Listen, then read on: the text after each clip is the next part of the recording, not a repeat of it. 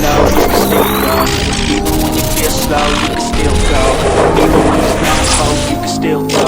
I never answer to no, man, I still go. Go, go, go, go, go, go, go, go. Brian Giles with Brian Giles MTG. And we're back with more Spider-Man Magic the Gathering spoilers. So, Suburban Sanctuary is another one of these, dual lands that has a little bit of a surveil on the end of it. So, an enters tapped, you can tap to add a green or white, pay 4, tap, and surveil 1. We've got Iron Spider Civil Warrior, which is Alibao Ancient Witness. For a red, a white, and 3, you get a 4/5 legendary artifact creature Golem. Other artifact creatures you control have haste. And whenever one or more artifact creatures you control attack, Iron Spider deals X damage to any target, and you scry X, where X is the number of tapped artifacts you control. So, hoo-ha. That's an interesting type of thing to use. We've got Spider-Gwen, Web Warrior, so it's also Najila, the Blade Blossom. So red and 2 for a 3/2 legendary human warrior. Whenever a warrior attacks, you may have its controller create a 1/1 white warrior creature token that's tapped and attacking.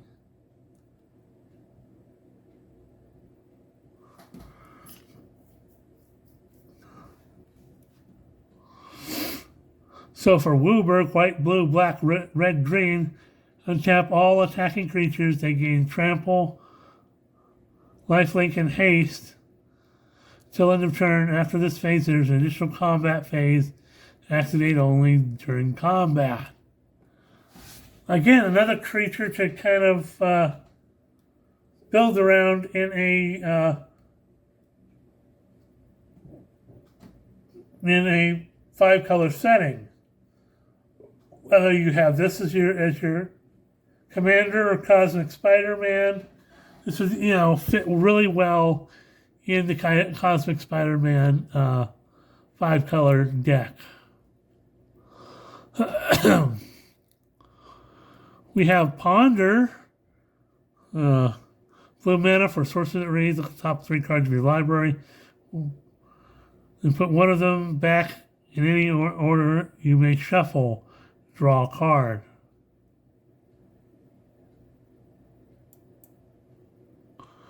We've got 9 lives. I do like the classic Black Cat artwork. Hoo-ha! 2 white and 1 for an enchantment. It has hexproof. Source that would deal damage to you, prevent that damage, and put an incarnation counter on this enchantment. When there are 9 or more incarnation counters on this enchantment, exile it. This enchantment leaves the battlefield, you lose the game.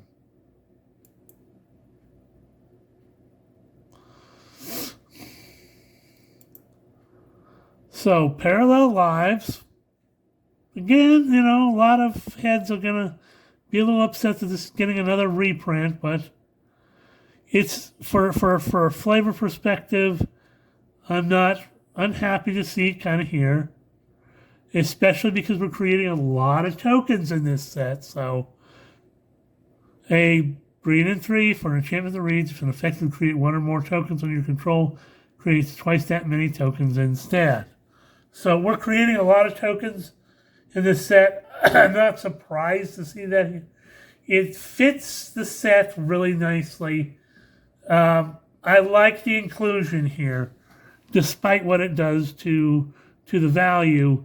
I think that this is a very good inclusion.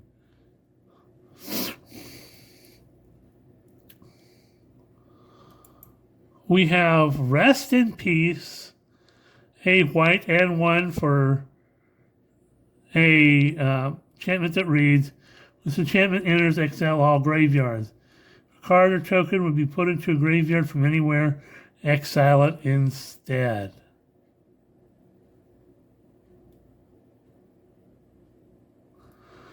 So, hoo-ha.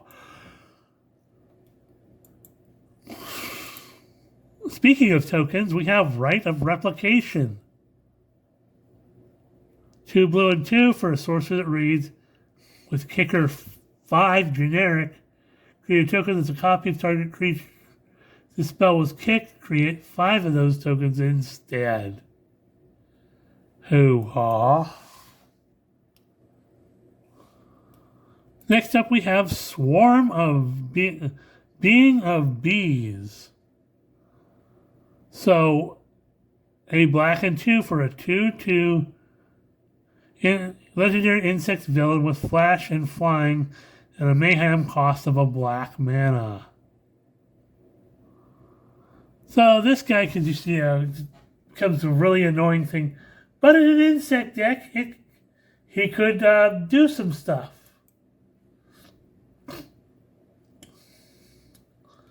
We've got Mary Jane Watson. Hybrid green-white for and 1 for a 2/2 legendary human performer. Whenever a spider you control enters, draw a card. This ability triggers only once each turn.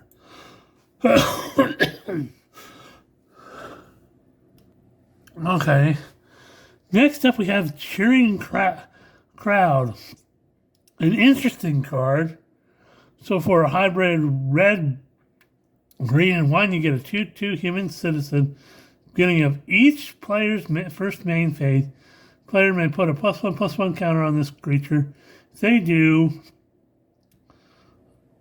they add a colorless mana for each counter on it.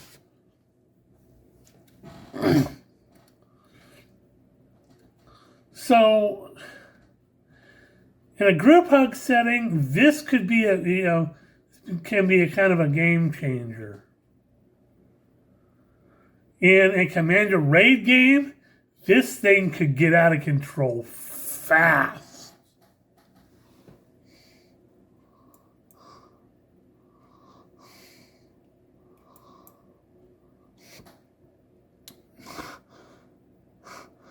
We have Lizard, Connor's Curse. I know, you're going to start saying it. Lizard, lizard, lizard, lizard, lizard, lizard. This is the lizard meme. So 2 green and 2 for a 5/5 lizard villain with trample. When Lizard, Connor's Curse enters, up to 1 other target creature loses all abilities and becomes a green lizard creature token with base power and toughness 4/4. Now, you can use that in a variety of different ways. You can create one of your tokens to become a 4/4 lizard, or you can turn one of your opponent's powerful creatures into a 4/4 lizard. I mean, it's a powerful card at 4 mana for a 5/5 trample that does what it does. This ranks up there almost with Shieldred the Apocalypse. I'm not going to lie. This is a very powerful card, and I think it's going to be very underrated. So, hoo-ha.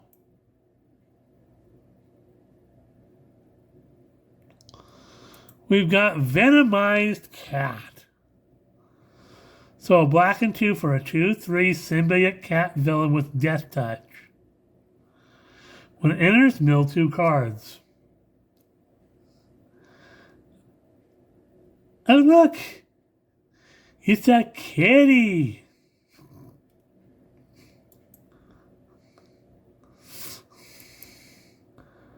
Hide on the ceiling. So, blue and X for a instant that reads exile X target artifacts and or creatures. Return the exiled cards to the battlefield under their owner's control at the beginning of the next end step. Ew. So this could be used in a variety of different circumstances.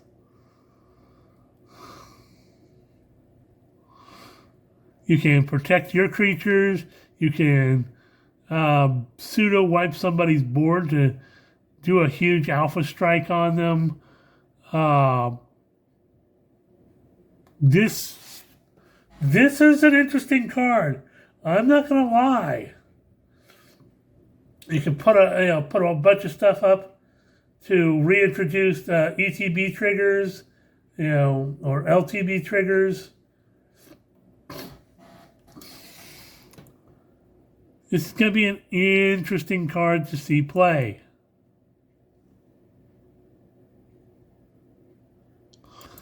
We have Robotics Mastery. At a blue and 4, you get an enchantment aura with flash. When it enters, create 2 1/1 colorless robot artifact creature tokens with flying. The enchanted creature gets +2/+2. Okay. So we got some robot action going on. We got Amazing Acrobatics. This is, again, another going to be underappreciated spell. For 2 blue and 1, you get an instant that you can choose one or both. Counter a target spell or tap 1 or 2 target creatures. For 3 mana, that's going to be a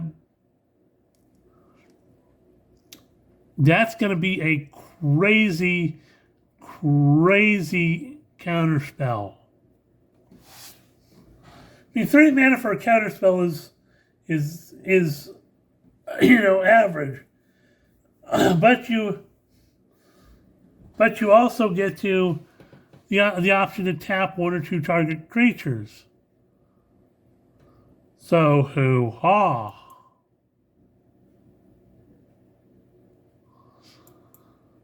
We have Sandman's Quicksand for 2 black and 1. You get a sorcery that reads as Mayhem for a black and 3. All creatures get -2/-2 until end of turn. The spell's Mayhem cost was paid. Creatures your opponents control get -2/-2 till end of turn instead. So this is one you want to play from your graveyard with the Mayhem cost.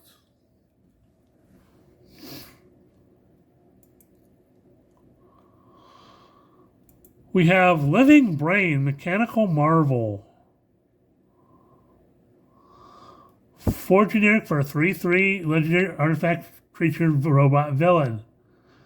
At the beginning of combat on your turn, target non-equipment artifact you control becomes a artifact creature with base power and toughness 3/3 until end of turn, and untap it. So hoo-ha! Turn your non-creature artifacts into artifacts for a turn.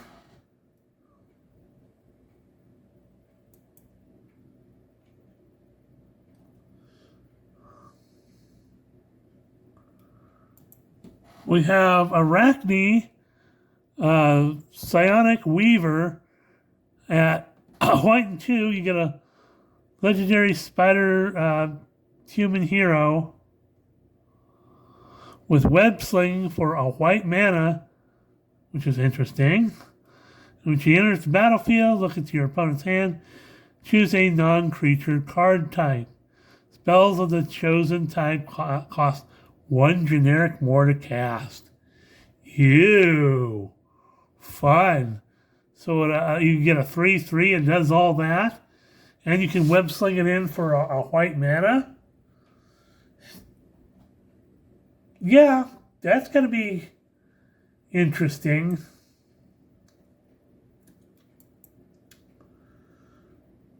We've got Spider Slayer Hatred Hone. This was not the Spider Slayer I was hoping for, but... So it's 2 generic for a 2/1 legendary artifact creature human villain. Whenever Spider Slayer deals damage to a spider, destroy that creature. Pay 6 generic and exile this card from your graveyard to create 2 1/1 tapped colorless robot artifact creature tokens with flying. So it kind of gives homage to the old Spider Slayers, but I guess they were going for a more comic book, future type thing with that. Not what I was really looking for. We got Jackal, Genius Geneticist, so a simic green blue for a 1/1 legendary human scientist villain with trample. If you cast a creature spell with mana value equal to Jackal's power, copy the spell, so if the copy isn't legendary, and then put a +1/+1 counter on Jackal. So this guy, you want to have creatures that kind of ramp his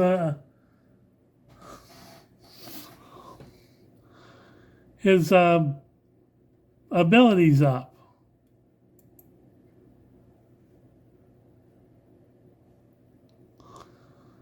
Next up we have Mr. Negative. Now he seems kind of beefy at a white and black and 5 for a 5/5 legendary human villain. But he has vigilance and lifelink. When he enters, you may exchange your life total with target opponent. If you lose life this way, you draw that many cards. So, hoo-ha.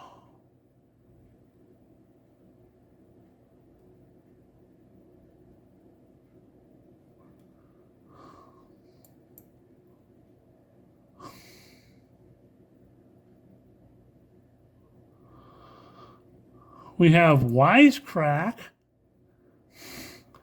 a red and 2 for an instant that reads target creature deals damage equal to its power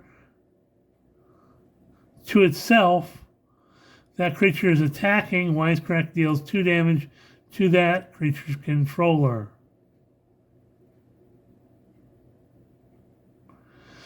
That's an interesting thing.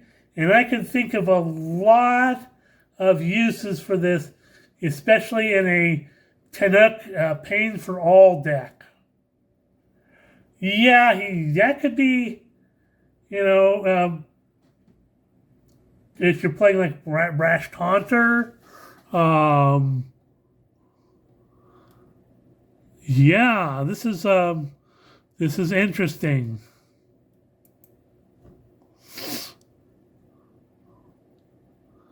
We've got Shriek Troublemaker. So a black hybrid black-red and 2 for a 2/3 mutant villain.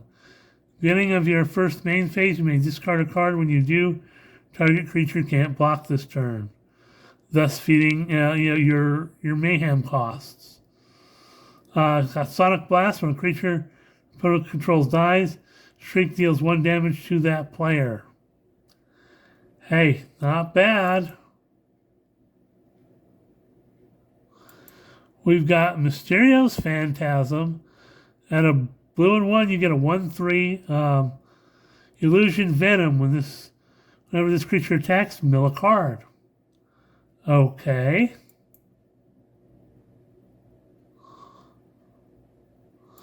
We've got Morlun, Devourer of Spiders. So 2 black and X for a 2/1 vampire villain. With lifelink, when it enters, put X +1/+1 counters on him. When he enters, he deals X damage to target opponent. So he's a scalable threat. He's a vampire, and in the comics, he's kind of like the menace to spider people across the Spider-Verse. And next up, we have Maximum Carnage. referring to the Nintendo game, a red and 4 for a enchantment saga until your next turn. Each creature attacks. Each combat if able and attacks a player other than you if able. Chapter 2, add 3 red mana. Chapter 3, this saga deals 5 damage to each opponent. Hey, that's kind of cool, I ain't gonna lie. In a commander deck, this thing can wreak some havoc. So hoo-ha, we're at 20 plus minutes. We're going to say we'll see you on the next video.